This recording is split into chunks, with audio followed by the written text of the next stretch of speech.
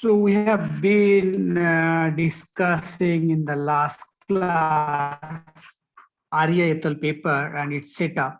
So the idea is that when the input seller chooses price in sequence and negotiate with different final good producers, they have reason to discriminate between those final good producers, and as a result, it could be a possible outcome that one farm is treated favorably against the other farm by the input seller, and thereby input seller is maximizing its own payoff. Okay, so that was the idea we were trying to explore, and the structure that we took for to establish this idea is that there is only one input seller, and there is a farm I who has both the capability of final good production as well as an input production capability.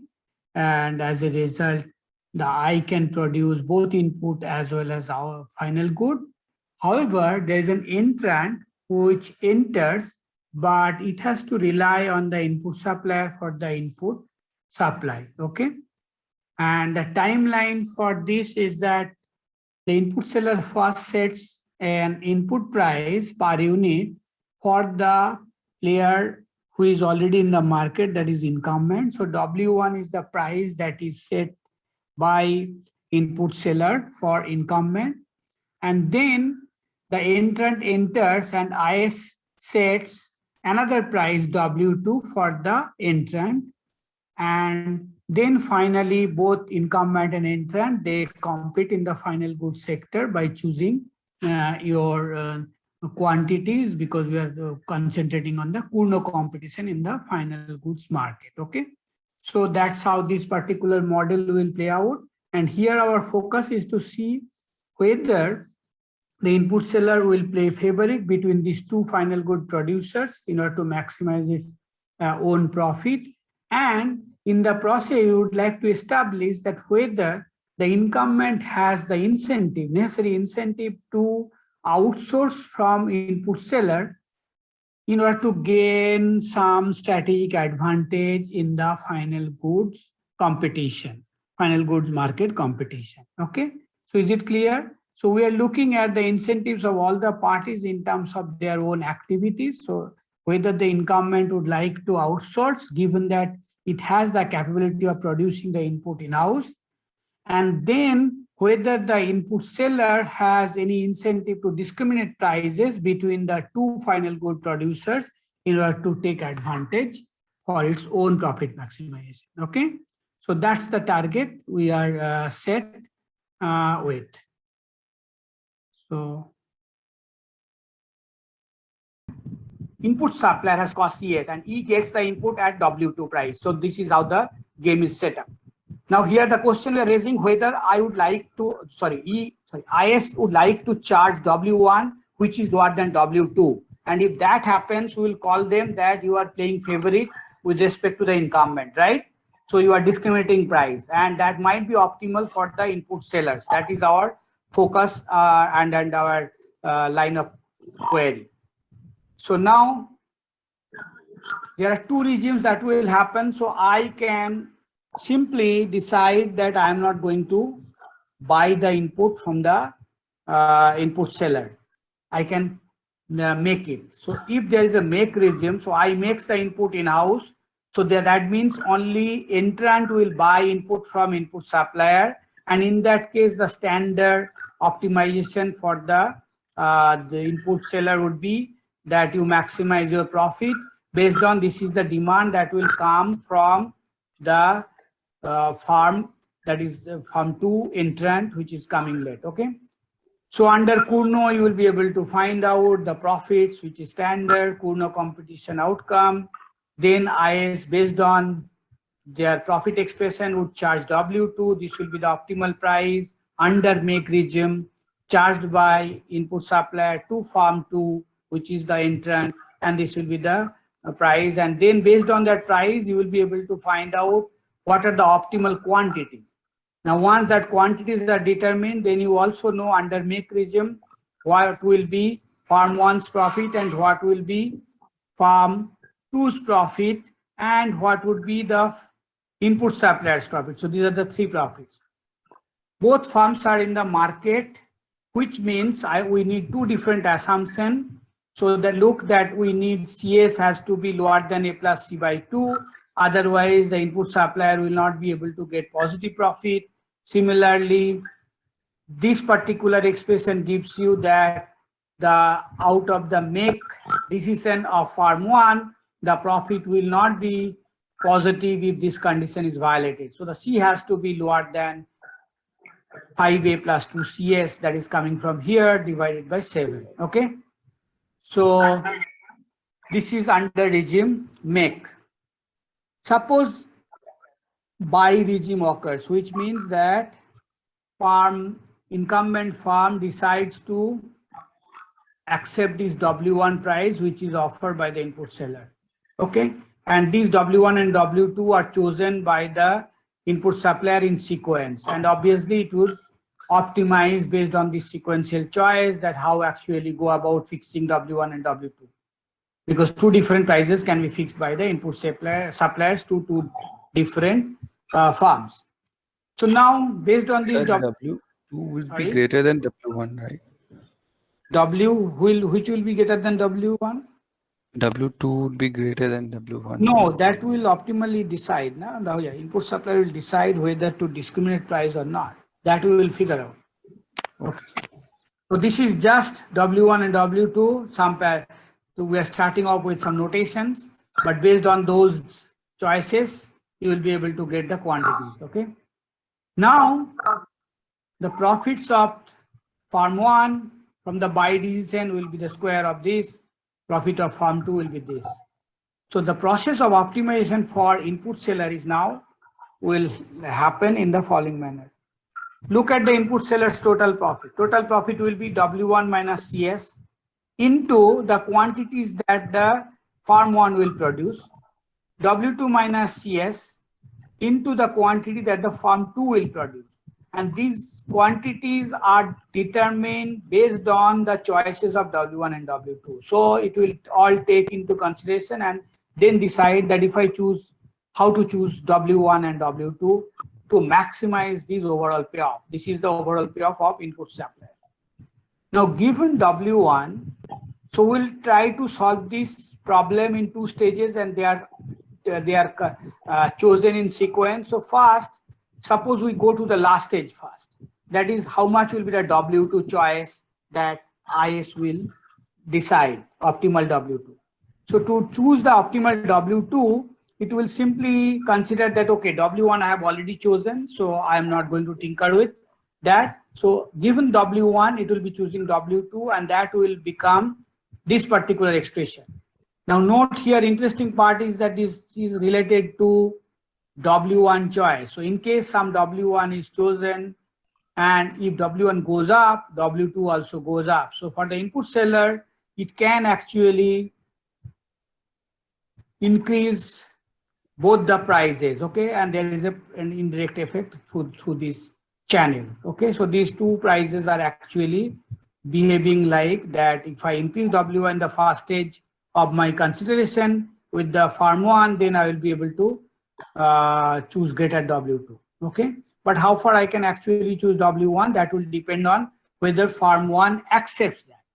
Now, farm 1 has the option of making the good in-house. So that's a constant that is there for choosing W1. So now you can easily see that this has interesting connection with some another literature which Aditya will partly cover is raising rivals cost. Has he already covered it? Has he covered it, raising rivals cost? So he has covered strategic complements. Okay, strategic complementary is not truly the raising rivals cost. Raising rivals cost is that you take some action so that the cost of production of your rival goes up. Now here, imagine that if I accept from W1, which is offered by the input supplier, which is higher, then that indirectly increases the cost of production of the new entrant. W2B will be the price charged to him. Okay. So today, me agreeing to a higher price would actually induce that input seller to choose a higher price for the entrant as well. Okay. So that way, even if I am affected by some amount because I am into accepting some price which is higher, but that indirectly helps me because that is increasing the rivals cost. Now, whether that raising rivals cost is always optimal strategy or not, that's the point of consideration for a bunch of literature. The main papers that we'll be reading is Salop and Salinger and some others. So Salop has a couple of papers, SALOP, and Salop Salinger also has one paper. And so those are in the line of raising rivals cost. So you are taking some actions which, even if that is costly for you, but you are taking that action because it is more costly for your rivals. Now, if your rival is much more crippled by this rising cost, then you are a happy person, right? Because overall, you can take advantage by doing so. Clear? Okay. So it is an increasing function of W1, and these aspects is known as raising rival cost. Now, plug W2B into Q1 and Q2, and we find that these will be the profits of everybody. Remember that we have not yet fixed W1. So firm 1 will be getting this through the buy option if the price is chosen to be W1. So W1 is still a variable that will be chosen. So this is the profit. Firm 2 will be getting this much amount of profit, and then firm input supplier's profit is W2 has been chosen and W1 has to be chosen. So this W1, W2, if you plug back into this particular expression, not here, here, okay? If you plug back here, you will get the expression you are left with. So this will be your profit as the input seller. Now you will be choosing W1 in the initial stage. Now when you choose W1, you will get some optimal value, you do that, okay? And then this W1 cannot be chosen arbitrarily. Why? Because firm 1 buys input if and only if firm 1 is better off buying input than producing in-house. Now remember that this was the payoff under make regime that we have considered in these slides. If you go back, you will find this was the payoff under make regime. So this payoff should be lower than this buy regime payoff, which is coming through this. So this immediately restricts the amount of W1 that can be charged by input seller for firm 1. So this implies that W1, whatever input seller chooses, it must be lower than this particular number. Okay? Because if it is higher than this number, then this inequality will be reversed. So that means the firm 1 would not like to buy input, it will make input. So keeping that consideration in mind, input seller would be choosing W1, okay? So now look at these expressions carefully. If C is less than CS, remember what was C? C was the cost of production of the firm 1 when it produces in-house, and CS is the cost of production of the input seller, okay? So if C is less than CS, that means this particular term will be negative. If this is negative, then W1 has to be less than equal to C minus something negative. Positive here. Okay. So which means W1 has to be less than C. And that C is already less than CS. So the input seller can charge W1 which is lower than CS, that is the cost of production of input for input seller.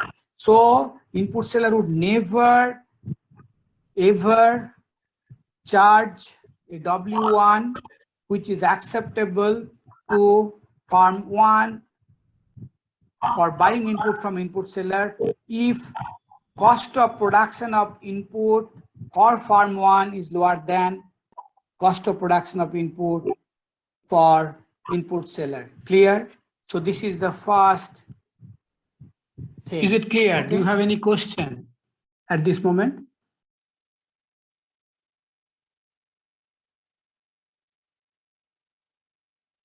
Do you have any question?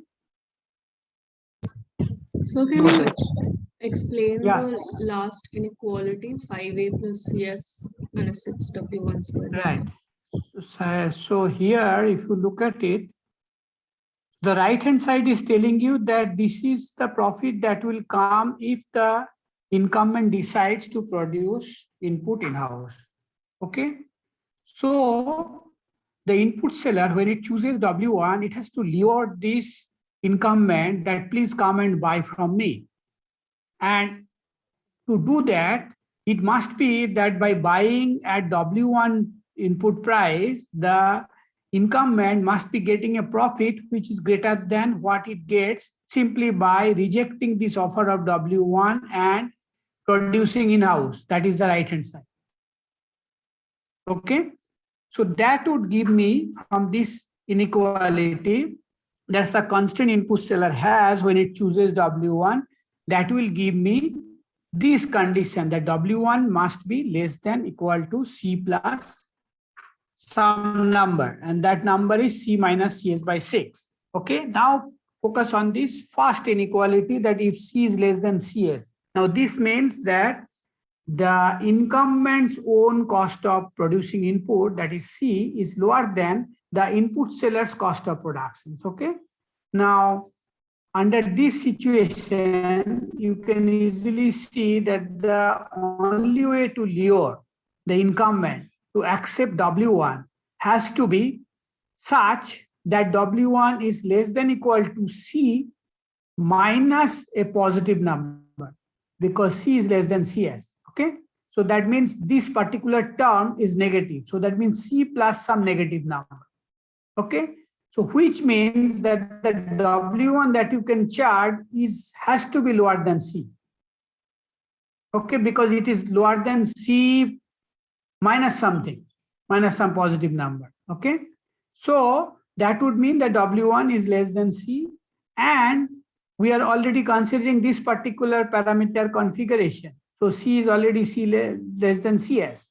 So won't the input seller incur a loss if the prices keep changing? So that is the implication. So that's the implication now. So if that happens, then W1 is less than C less than CS. Okay. So that means that for the input seller, it is impossible to sell to the incumbent at a W1 price under this condition, because that would mean that input seller from selling input to the incumbent is incurring a loss. Okay. And as a result of that, input seller would not do that, and then farm 1 can never buy input from the input seller. Clear? Yes. Because this is very important. Once this is convincing, then the latter part is very simple. Okay. So another implication of this is that your cost of producing input in-house is C, which is lower than the cost of input production for the input seller. So under this situation, you can clearly see that there is no possibility of outsourcing for the incumbent. Okay, because the input seller would not sell it and farm 1 would not be able to buy it. Okay, so in other words, in the parameter range where the cost of in-house input production for the incumbent is lower, incumbent producer will never outsource. Okay, so that part is now cleansed. Okay, so we know that for all the values of C less than CS, outsourcing is not possible. Now we'll move on to the other side. What happens if C is greater than CS? Okay, any question at this stage? Clear?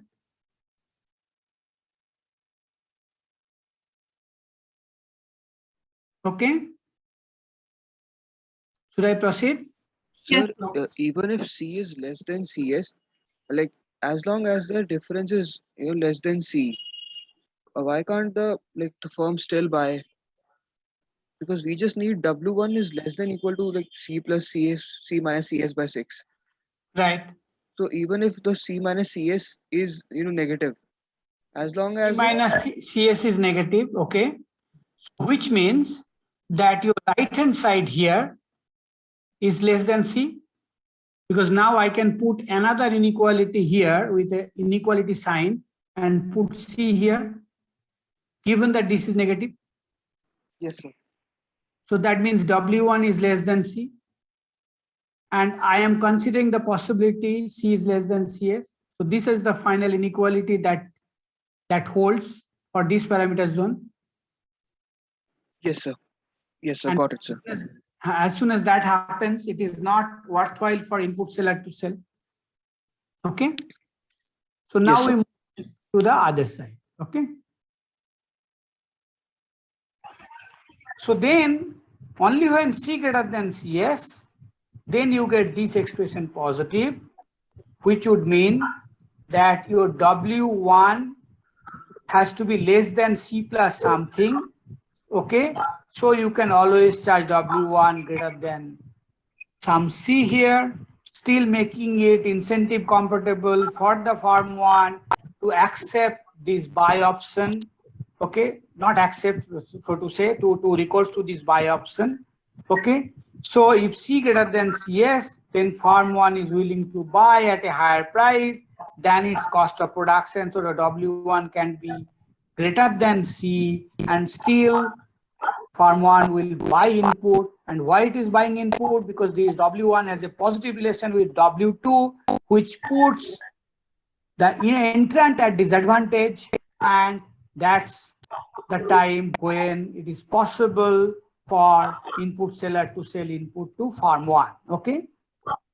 So now, first, let us look at this particular expression and think what would be the unconstrained optimization, because we know there is a constraint which has to be satisfied, which is given by this. So we'll look into bring that constraint back again, but first look at the unconstrained. If we maximize this, then what will happen is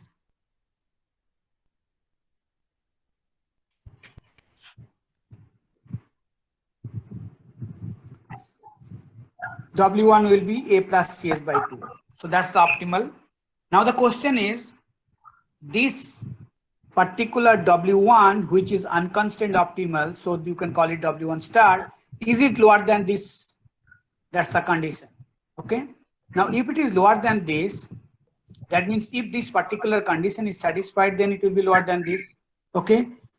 And then you will be able to charge W1, which is A plus CS by 2. This unconstrained maximization. So you do not need to bother about that firm one needs to be incentivized. So you maximize by choosing W1 equal to this. And then firm one is still willing to buy input from you. Okay.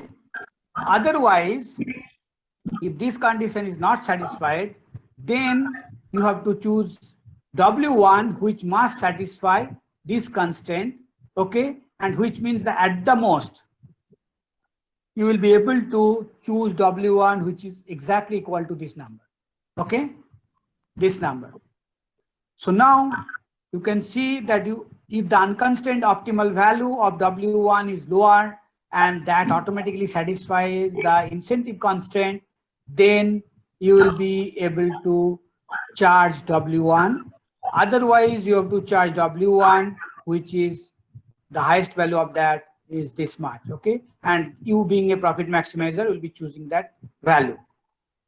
So now, another interesting part to note that if W1 is this, you can go back to check your W2 value, that will also be this. So when your unconstrained maximization is optimal, that means this particular condition is satisfied, then both of them are actually being treated equally. They are charged the same amount of price.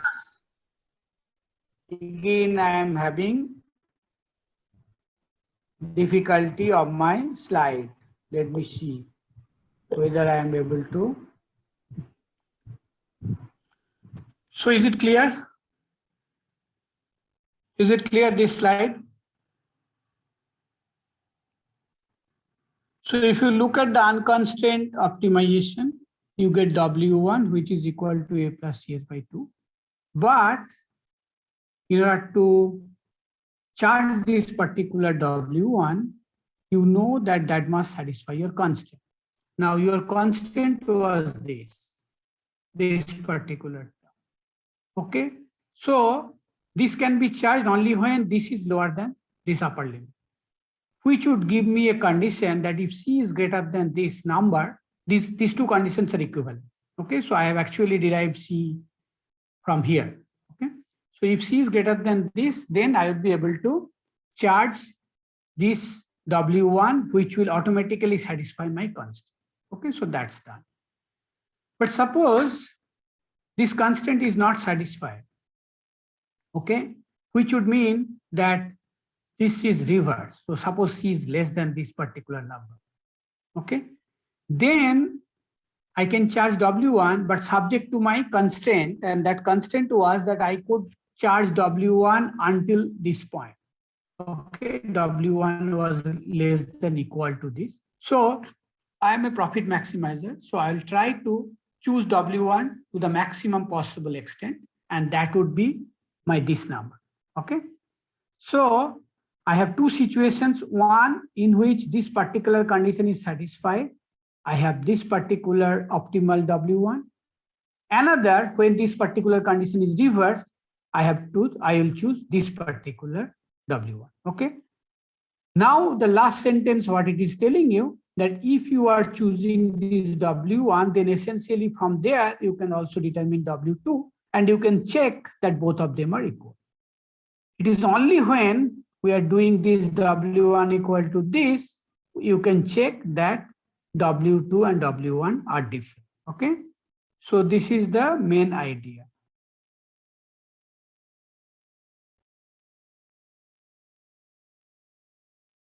So, Yes.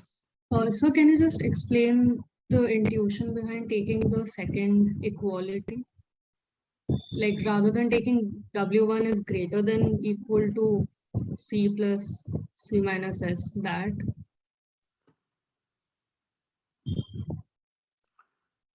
Just a moment.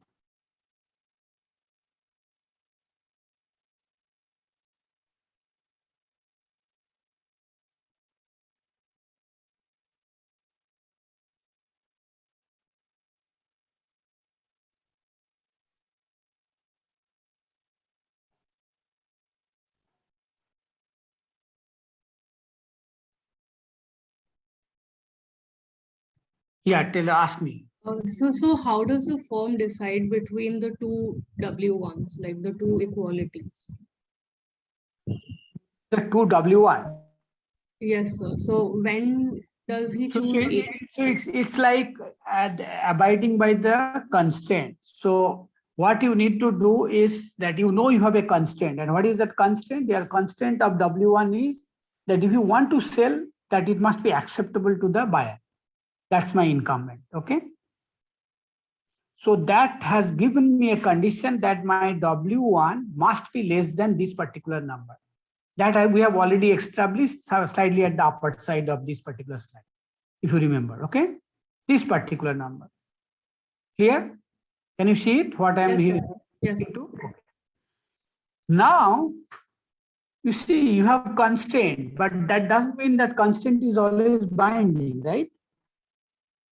So think of a situation when the constraint is not binding. That means your unconstrained optimal is below that constraint. So it's not hitting the constraint.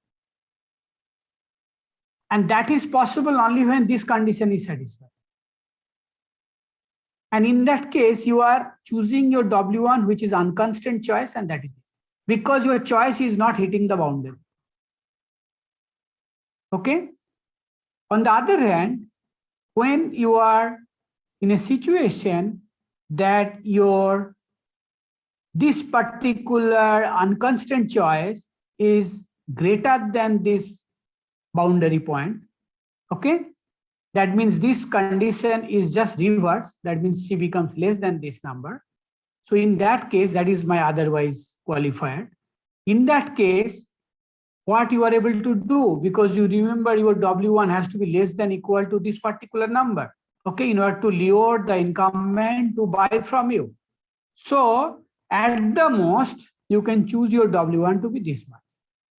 So now we have two different situations. One is where the unconstrained optimization is not hitting my constraint. Okay. On the other hand, my unconstrained optimization is actually violating the constraint. Okay. So in that case, I have to remain within the constraint, and that gives me my second level. And then immediately, as soon as I move on to the next slide, you will realize what are my different zones. So now I have come for C less than something, I have some outcome, and then accordingly, I will be able to characterize my outsourcing equilibrium possibility. Okay. So let us move on.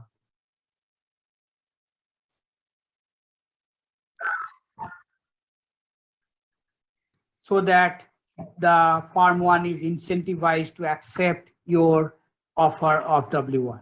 Okay.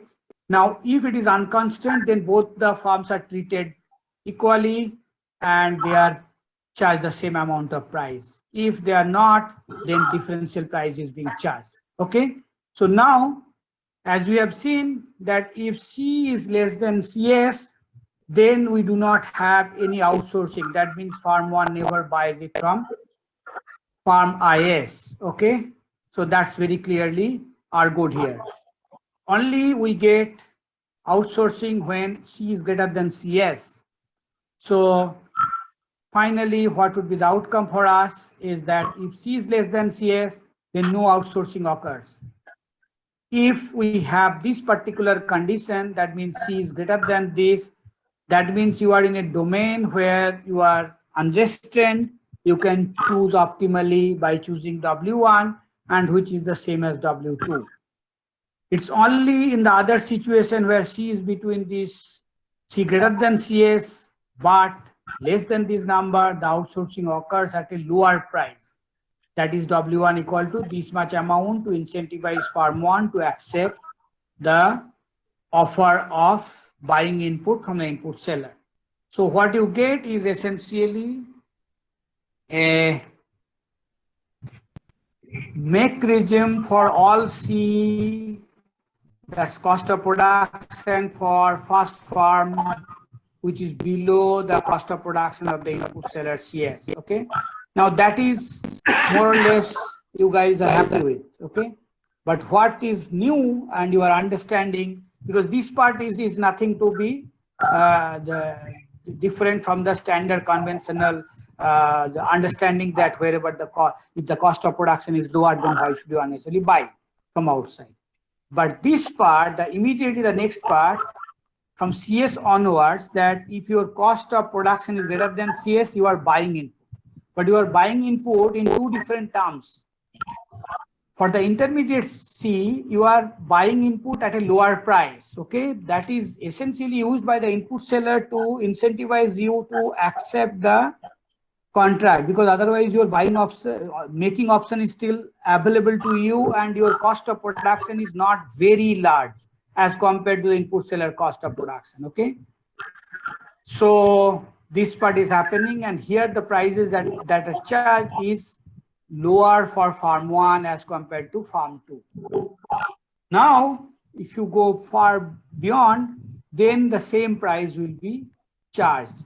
And given our restriction that if C is greater than this, then one of the profit will be negative. So our model will not hold there. So the restriction in which the same price will be charged and the model will go through is only when C is between this number and this number. Okay. So this gives you the story of why discriminatory pricing occurs and discrimination in favor of the incumbent against the entrant. Okay. And the guy who is buying input, it is buying input at a higher price but it is doing so in order to raise the rival's cost, which is W2 will be far higher than W1 for this range, okay? But when its own cost of production become really large, then obviously because of cost consideration, it is going for outsourcing, that is buy option, and which then gives the input seller the option that the guy doesn't need any particular incentive. So I am unconstrained in terms of charging and choosing my price. So W1 will be equal to W2, which will be equal to A plus CS by 2. Okay, so that's the idea. Now, the next model will be based on, again, one of my paper, small note type, economics bulletin. It is available again online, free. So I'll send you the link.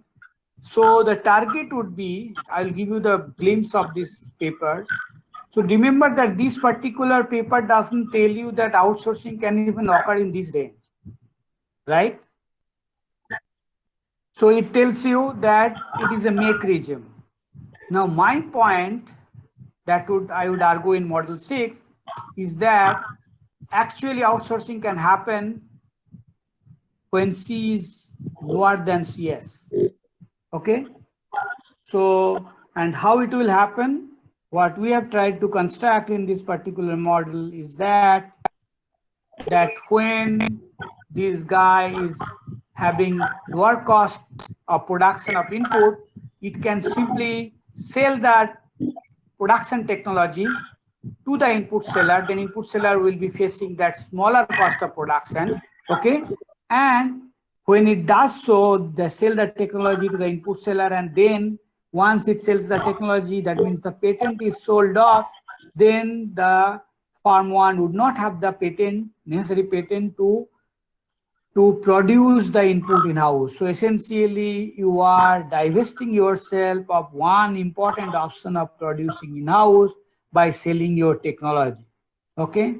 And once you do that, that particular option might be worthwhile for you, because you, by doing so, you get greater payoff as compared to the payoff that you will receive by simply keeping the technology with you and selling the input to even your rival, okay?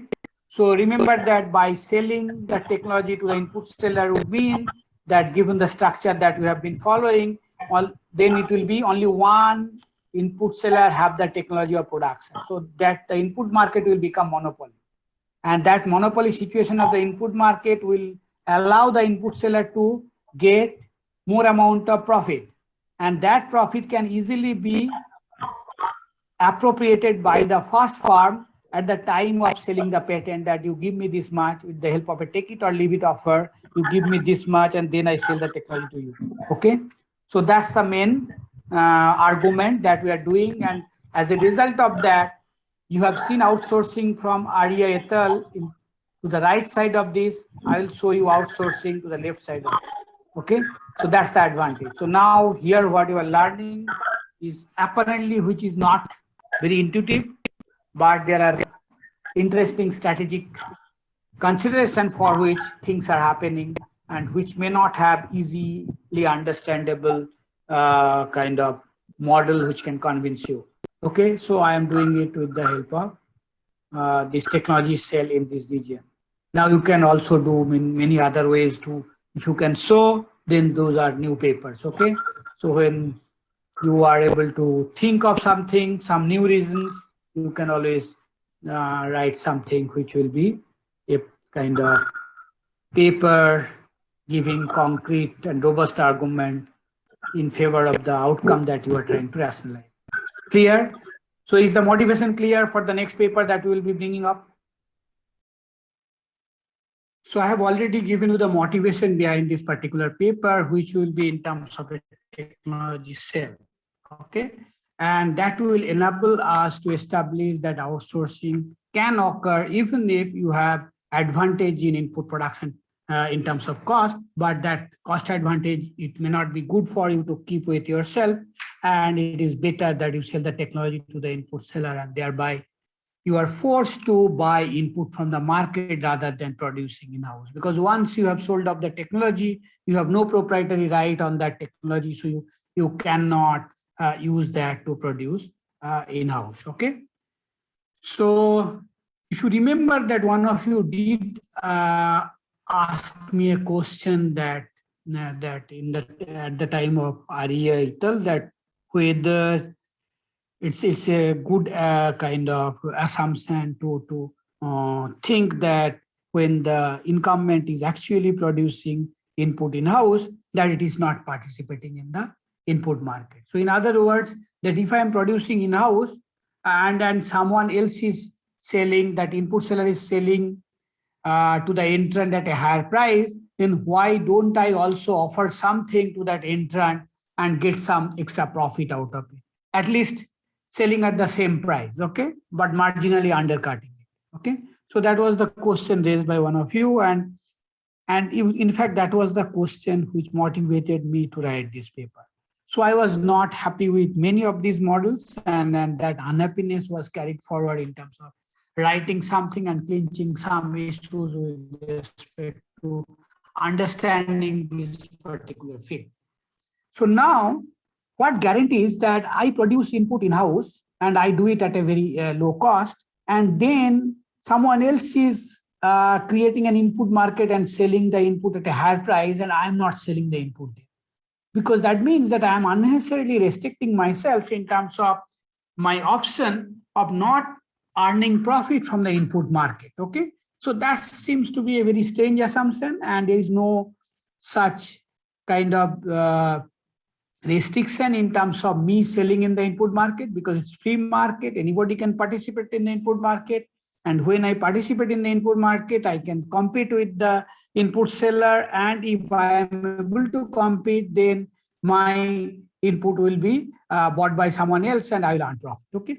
So why should I unnecessarily restrict myself by not exploring all my options in terms of profit opportunity? So is the motivation clear? Is it clear? Hello? Yes, sir. Yes, sir. Okay. Yeah. Please try to respond, because this part I am not playing any video or anything. I will be talking to you directly. Okay.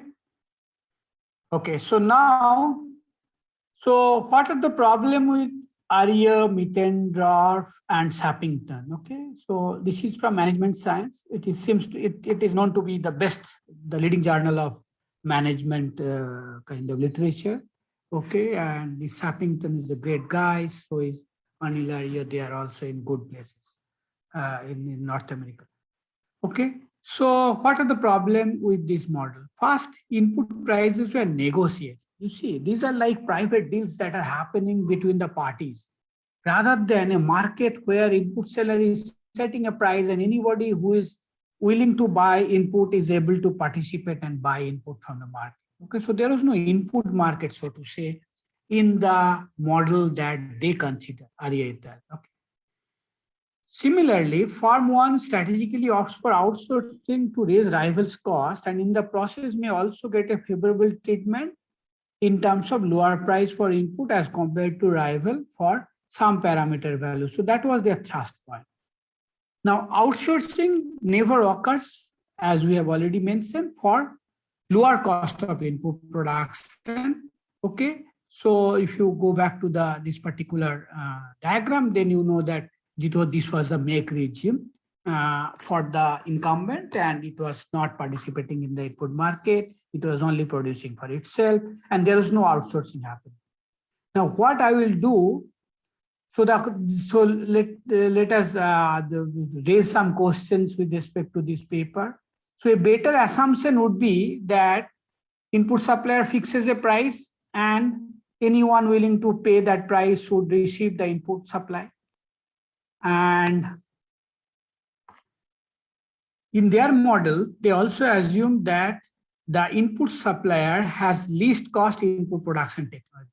Okay, so simply from the perspective of the efficiency, you can see that even from the cost consideration, it may be good idea to outsource and let the production happens in the input suppliers factory. Okay. So because it has the least cost technology among the available technology for producing it. Okay. Now, third point is, although we did consider in Arya et al. The make regime, but input market participation was assumed that way. So that was a very strong assumption that if I have profit opportunity, how can I forego that? Okay. So,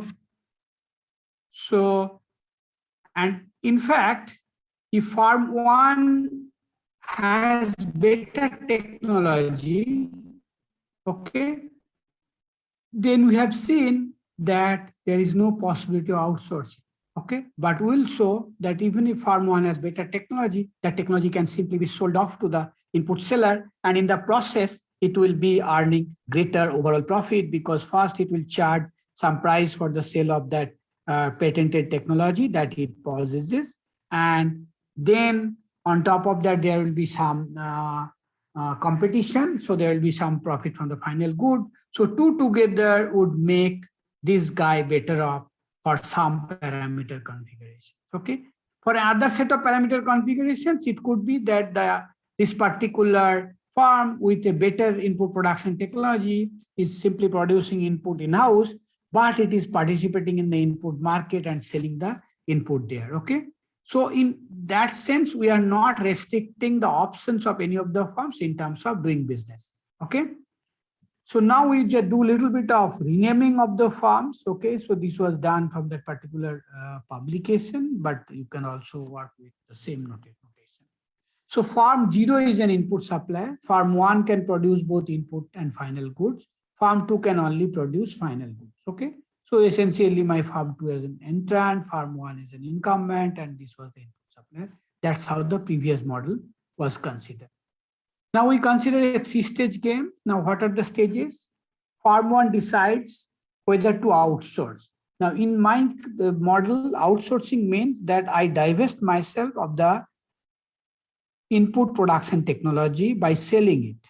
Okay, and as soon as I divest myself, then I have no other option but to outsource. Okay, so that's a corollary of the action that I take, that I sell my input production technology.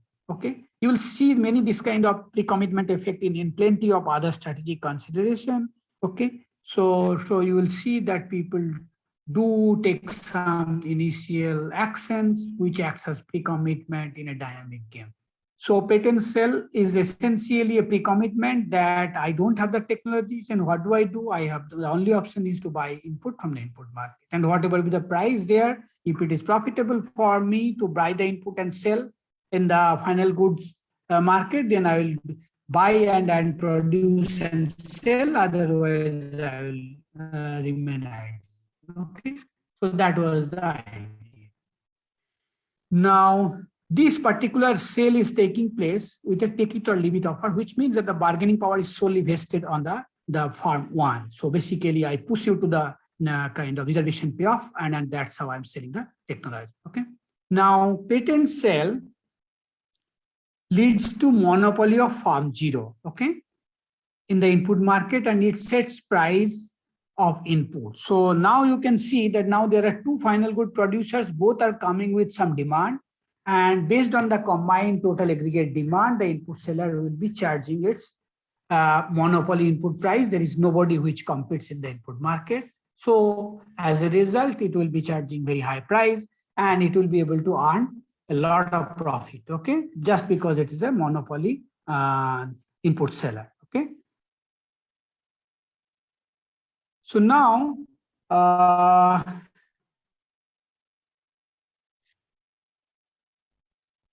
in case this patent sale doesn't occur, then the in-house production is a possibility by farm 1, and if farm 1 does in-house production, then farm 1 can decide whether to compete in input market with the independent input seller to sell input to farm 2, or stay away from input market competition. That's a decision it takes, because that decision will be again based on the different profit configuration, profit consideration from the two options available to the farm 1. Okay. In the latter case, farm 0 will supply inputs to farm 2. So in case farm 1 decides not to participate in the input market competition, then again it remains with the input seller, this input market, and farm 2 has to buy the input from farm 0 only. Okay. And then finally in stage 3, the final good producers compete in quantities in the final good market. Okay. So is there any questions right now? No, sir. Okay. Now, this is a kind of hypothetical situation. Let us now suppose that farm 1 does not compete in the input market. And let us see what would be the outcomes here. Okay. Now, if farm 1 does not compete in the input market and farm 1 has cost of input production, which is C1, and which is less than the cost of input production for farm 0, which is the input seller, which does not participate. So farm 0 and input supplier has a cost of production C0 and charges an input price W to farm 2 because this guy does not participate. And in that case, the price that this particular input seller farm 0 will be charging will be based on the profit calculations W minus C0 into Q2. Q2 is the quantity that farm 2 will be producing, and we have this one-to-one relationship between the unit of input and the unit of final output.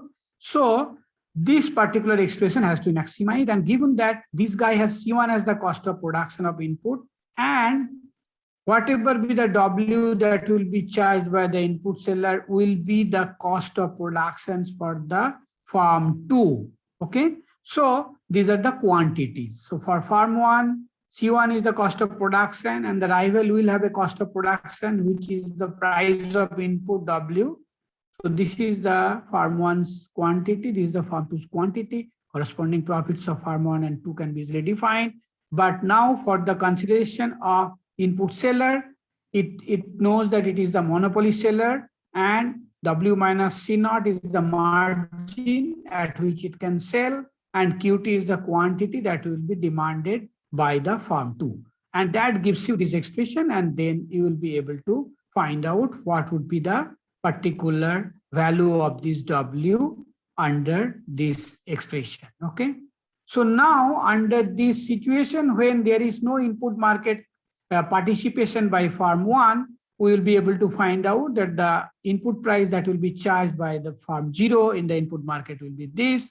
And based on that, you will be able to find out your farm 1's quantity, farm 2's quantity, and then corresponding profits, and similarly the input seller's profit. Okay. So now we also need assumption that both firms are in the market, which will mean that I should have a situation that C0 is less than. So this has to be positive. Okay. So otherwise input seller will not be able to operate in the market. Okay. So with one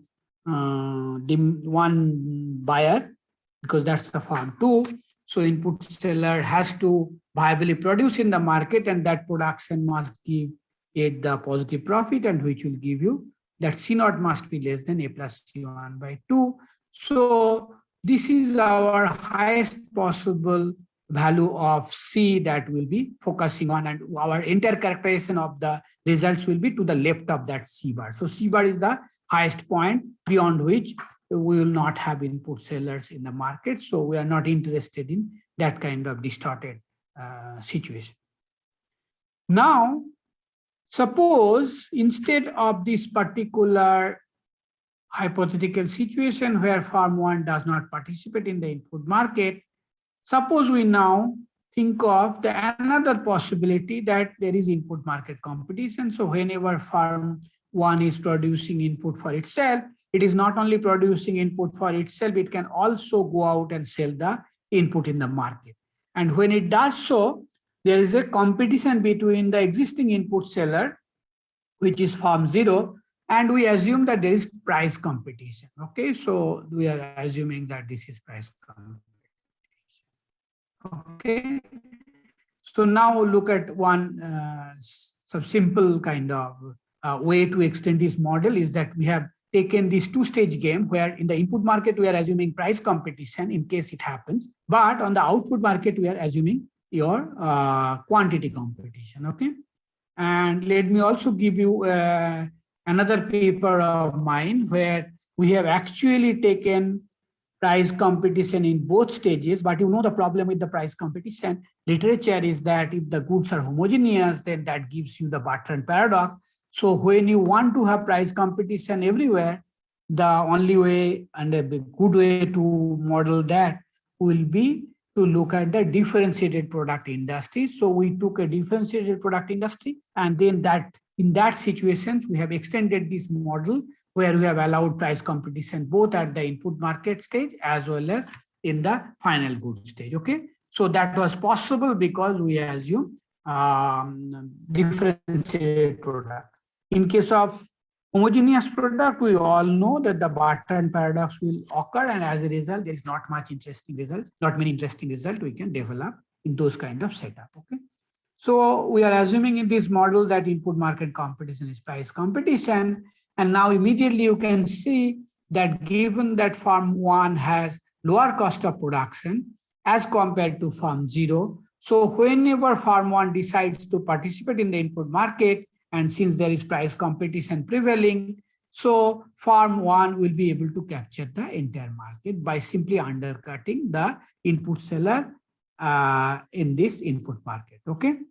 So based on that, we will be able to see what would be the profits of different firms under this input market participation by firm 1, okay? And given that C0 is the cost of production of input for the input seller, so firm 1 can simply choose that particular price, and we assume that firm 1 will supply the entire input, okay, by simply undercutting at the marginal cost. So ideally there should have been a minus epsilon, but we are ignoring that epsilon, which is close to 0. And we are for the purpose of the closed form solution, we are assuming that the price that will be charged is exactly equal to the cost of production of the input seller. And in that case, the entire market goes to firm 1, okay? And based on that, we will be able to find out the profit expression. Now, firm 1's own profit will be from its own final good production. What is happening there? Rival will have a cost of production C0, but firm 1 will have a cost of production C1. So this gives the profit from the product market. And remember that it is charging a price C0. It has cost of production C1. So this will be the margin at which whatever the input it sells in the market per unit, this will be the margin that it would appropriate. And then the quantity that the rival firm 2 is producing is exactly equal to this amount. So this will be the total profit obtained by firm 1 when it decides to participate in the input market, okay? But remember that here, because of the undercutting, your firm 0, which is the input seller, and it does not take part in the final good activity, is going to get 0 as the profit, okay? So now what's the implication? Now there are two effects. One is if it does not participate, okay? If it does not participate in the input market, then you have seen that there was this price that was prevailing in the input market, okay? On the other hand, if it participates, because of the competition, the input price goes down to C0. And if you look at here, there was positive profit for the guy who is the input seller. So the input price that was being charged was higher than C0. Okay, clear? Now, if input, so the first effect is that because of this competition, you will have a lower price in the input market prevailing, and that will give some advantage to your rival firm 2, which is buying input from the input market. So now you will face a stronger rival in the final good market. So farm 2 would be a strong rival because it has lower cost of input because of the competition that is happening in the input market. Now, the other effect is that farm 1 is selling that particular input in the input market, so it has some extra profit from the input sale.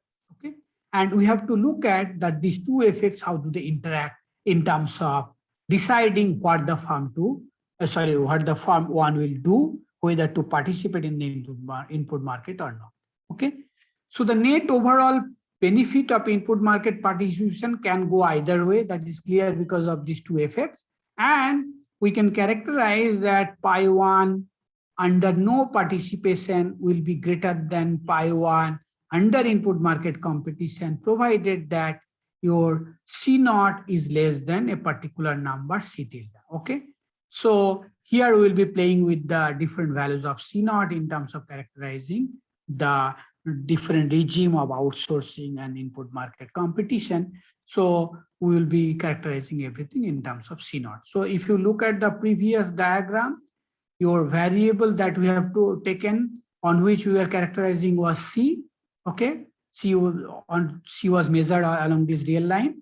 So now what we will be doing is we will be measuring C naught and then look at different kind of regime. Okay.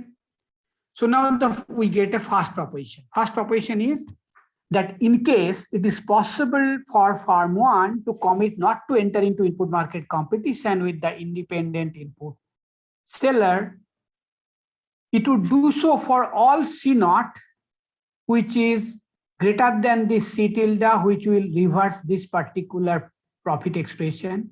Okay. And for C naught belonging to C tilde and C bar, farm 1 would like to participate. So basically for C naught greater than C tilde, what I'm saying, C naught less than C tilde, this guy will not participate. C naught less than C tilde, yes. And for C naught greater than C tilde, this means this will be reversed. This particular inequality here will be reversed, which will mean that the farm 1's profit from competition will be higher, and as a result, farm 1 will participate in the input market. So in terms of the diagram on the real line, now if we measure C naught, then we know that there are different cutoffs. So below C bar, we know that the input sellers will have positive profit. So we have to have this maximum C bar as the boundary point on this line. And then when the C naught is between C tilde and C bar, we know that there will be input market competition between the farm 1 and the input seller, and in that case, we know the outcome. Similarly, for C naught, which is lower than C tilde and getting very close to C1, because remember our C1 is the cost of production of input for the farm 1, okay, and it has the lowest cost, okay. So the C naught can move between C1 and above, because that's the area we are looking at. We are looking at that input market, input sellers will have a higher cost of production as compared to the final good producer with the input production facility, that is C1. So C1 is lower than C naught, okay? That's the point of differentiation with our REO paper, okay, REO ether. So now what we have is not participating in the outcome in the input market competition for this range and participating in the input market for this range, okay? So that's very clearly characterized from this proposition 1. Now what's the intuition behind it? Intuition is very simple. Just look at the profit expression. When your C naught is very close to C1, what does that mean? That means if you participate in the input market, you will be able to get that C naught as the price of the input, but that C naught price and the cost of production for C1 is very little. So because of this small amount, the payoff from here will not be very large. So you would prefer the other payoff, that is this one, okay? So you would not like to participate in the input market, because if you participate, you have to choose a very low price in the input market in order to undercut.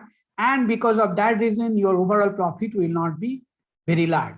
On the other hand, if C0 is very large, then you are in a very good position, because even if you participate in the input market, you will be undercutting and choosing a very high price. So the margin for each unit of our input that you produce will be this much large, and that will give you higher profit. Okay, so that's the reason. But the problem is that here, this particular characterization is based on the fact that firm 1 can some way decide not to participate in the input market. Our next lemma will show that firm 1 may not be able to do so. So this particular analysis is based on that firm 1 can credibly commit not to participate in the input market, but our next lemma will show that firm 1 cannot credibly commit not to participate in the input market competition. Okay. Now, there does not exist any subgame perfect equilibrium where firm 1 stays out of the input market competition and produces the input in-house for itself. Now, the idea proof you can easily read, but idea is very simple. So imagine that it does not participate, and there is a characterization of the final good competition, and there are profits. So in that final good competition, there will be some W that will be charged by the input set. And that W has to be greater than C1, because that W has to be greater than C0. Otherwise, the input seller would not be able to make profit. Okay. So given that W is greater than C1, now imagine that I have everything same in the final good production profit, where the two firms are earning profit, but I simply match the price W, and thereby I will be able to get W minus C1 as the margin and sell the input to firm 2. Okay. And if I make this deviation, by doing that deviation, I will be able to get per unit of firm 2's production this W minus C1 as the margin, and my profit goes up. So I would not be able to commit to myself not to participate in the input market, because I will always have a profit opportunity which I would like to explore. Okay. So it is not possible to credibly commit, because there is profit opportunity and I will be tempted to participate in that subgame. Okay. And what is that subgame? That subgame is where input seller is charging a price W and firm 2 is coming to the input market to buy. Then I can easily go and undercut W by a small amount and sell it to firm 2. And thereby I will be able to get the profit from the input market. And if my undercutting is very close to that W, then actually that does not change the final good scenario, because the firm 2 will have the cost of production as W. So this lemma 1 tells you that it is impossible not to participate in the input market. Okay. So given that, now what are the options? My option is, if I produce input, I cannot commit not to participate. Okay.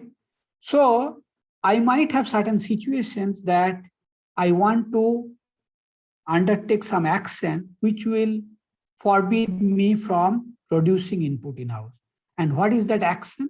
That action is, I can simply divest my technology. I can simply sell my patented technology to the input sellers.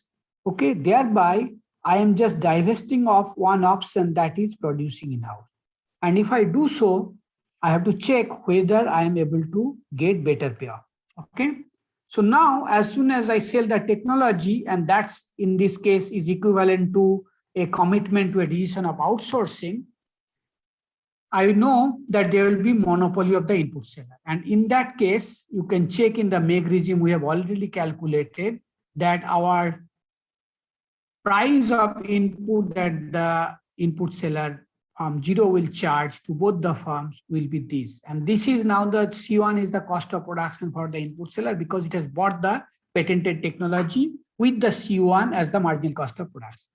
Now, given this particular input price, I'll be able to get the profits of the farms under outsourcing, and profit of the farm 1, profit of the farm 2 will now be same from the final goods competition, because they are buying the input at the same price W0. Okay, and plugging those values, you will be able to get these are the profits for both the farms. And the input sellers will be receiving this much amount of profit under the outsourcing decision. And in this case, I am again repeatedly saying that outsourcing means in our model that patented technology is sold out, and thereby the commitment to outsourcing is happening. So now remember that if patent is not sold out, then the input seller would not be able to survive in the market because of the temptation of the guy to produce in-house and participate in the input market by undercutting. So in a sense, input seller will always get zero profit if it does not get the patented technology. And in that case, the farm 1 will produce in-house and sell. So in such a context, you can easily see that the reservation payoff of the input seller is, if it does not buy the technology, will be zero, because it cannot do business in the market without that low-cost technology, because the farm 1 will come and outcompete it in the input market whenever it tries to sell anything at a margin. Okay, so it gets zero payoff by not accepting the patented technology.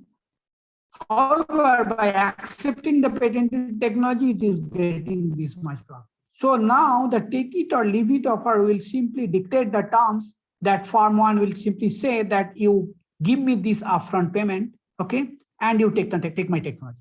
And it would do so because by accepting this, it is indifferent between accepting this and rejecting the offer, thereby it will also get zero. So this particular input seller's payoff can easily be appropriated by farm 1 through an upfront payment at the time of technology sale. And that is getting added to farm 1 under outsourcing. So now it has final good profit Pi10, which is given here, and the input seller's profit, which is also added. So the two things, when I add, I get this much amount of profit. So now we would like to characterize the outcome about what is to be done by this this farm 1, about whether to sell the patented technology, thereby commit to outsourcing decision, or to keep the technology and thereby it is actually committing to an input production and input market competition. Okay, because whenever it does input production, it cannot commit not to participate in the input market. So now we compare these payoffs. So this is from the competition, this is from the outsourcing, and we check that Pi10 is greater than Pi1c, provided that there exists a C star, and if C naught is less than C star, then we have Pi10, that is out for Pi10, outsourcing is greater than Pi1c competition. Okay, so if C naught is less than C star, outsourcing is better. If C naught is greater than C star, the opposite happens. Okay, so this is if and only if statement. Okay, so now this C star can also be evaluated. You can check that this will be the number that is given in the paper. You can also check that. Okay, now we characterize in the following manner. We know that our C star is crucial, and C star is telling us that which profit will be greater. So to the left of C star, so we have a C star. To the left of C star, the farm 1 is selling the patented technology and committing to outsource. Above C star, it is going for in-house production, and whenever it goes out for in-house production, it also sells input to the rival. Okay, so this is the characterization of outsourcing vis-a-vis in-house. So outsourcing occurs for this range of C naught values, and in-house production occurs for this range of C naught values.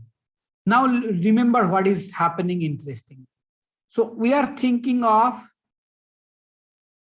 situation where C naught is greater than C1, but if C naught is marginally greater than C1, then it is better to go for outsourcing. That is, sell off your technology, give the monopoly position to the input seller, and obviously you will get the returns of the input sellers through the upfront payment, and that option gives you greater payoff. That is outsourcing. Large. The difference with C1 is large, then and larger such that it is above C star. Then in-house production is the best thing, because then the margin from input sales is C0 minus C1 and the amount of output that the farm 2 will be producing. So that option gives farm 1 a better outcome. So in-house production will be the outcome there. Okay. So is it clear what is happening in terms of the characterization that outsourcing is occurring even when we have C0, which is greater than C1? Okay. So if you compare and contrast this with Arya et al. Paper, you will see that this was a make regime. Okay. And what is this side? This was a situation where your C was the cost of production of the farm 1 is lower than CS, which was the input supplier's cost, which we have taken to be C0. So when C0 was greater than this side, so you are having make regime, but we are saying that no, there is a possibility of technology sale, and that will lead to your outsourcing as equilibrium. Okay. Now some implication. So farm 1 can make more profit from selling the input and would have more strategic cost advantage at the final good production stage. So what is happening here? The cost of production for the rival will be some exactly C0, right? On the other hand, I will have the cost of production that is C1, which is much lower. So I will have a strategic advantage in the final good production. So that is acting in my favor. Okay. On top of that, I am able to get the margin in terms of the input sales because I'm selling the input to the rival. Okay. So this side gives me that in-house production is better. Okay. So that is exactly being stated in the first point. Okay. Now,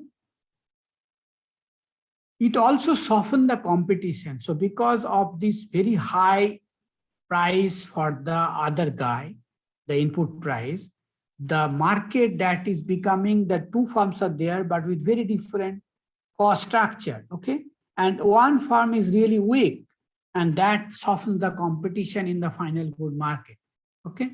And as soon as that happens, the market, due to the softening of the competition, is moving more towards more profit orientation. Okay. So imagine the extreme case where the farm one's rival does not exist. That's the monopoly situation. Okay. So that gives you the highest payoff. However, here the rivals exist, but it has a very large cost of production. So that means it is almost like a non-existent rival or rival, but with minor capability. So that is also in terms of profit, the industry profit goes up. So this softening competition because of the asymmetry of the cost of input for the two parties, you are getting the advantage. So farm 1 is taking advantage to softening the competition there. Okay. So with this, I'm just stopping here. And now if you have any questions, I will be happy to answer. So this I have already shared with you through the Piazza platform, this particular paper's link, and you will be able to download it.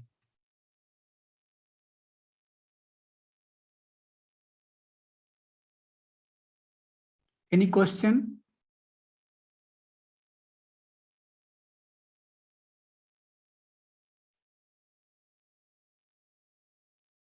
No, sir. So please read through all the material that I have already circulated as well as mentioned in the syllabus. Okay, that would be helpful in terms of understanding all these models. For example, Arya et al., I have not taught the entire model, but the parts of it, just what is needed for me to develop this stream of literature. Okay. So read them and also look at the beauty of all these models and their interconnection. Okay.